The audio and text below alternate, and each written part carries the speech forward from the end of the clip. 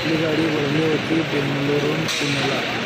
आपण निघालेलो रात्री 11 वाजता बेंगलोरहून आणि लगे आलो आपण. काही डिझेल फिजेल आपल्याकडे होतं पहिले सगळं काही डिझेल टाकायचं.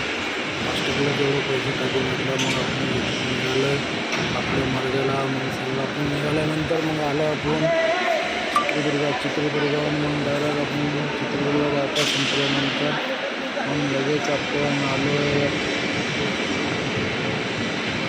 मध्ये आल्यामध्ये मग आपलं लागले फाटक लागल्यानंतर गाडीला फाटकामध्ये गाडी काय बसलो म्हणजे रेल्वेचा फाटक लागला. रेल्वेच्या फाटकामध्ये गाडी काही बसली.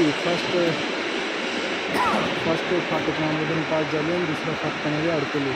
आणि त्याच्यानंतर हा व्हिडिओमध्ये तुम्हाला लास्टला फोटो टाकलेले आहेत. तुम्हाला फोटो दिसून जाईल.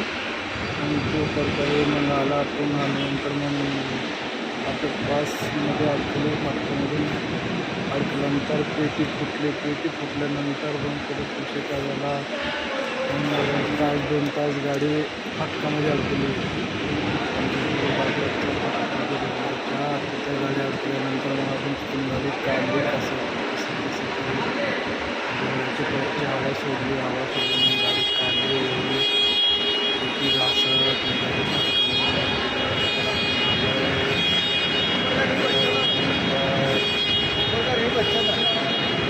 जुना मुंबई रोड आहे ना, तो जुना मुंबई रोडनं तेवढं सरळ आलो आपण पुढं एक्सप्रेसला तिकडं मोदी कंपनी होती आणि तिकडं खाली करायला गेलो आपण.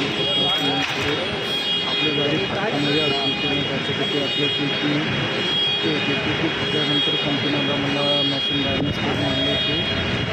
मी तो खाली करत नाही आणि त्याला खाली करतो. मशीन खोलून पेटी खोलला आणि तो पेटी खोलल्यानंतर मशीन बघितला. मशीन होती काही प्रॉब्लेम झाला नाही मशीनला.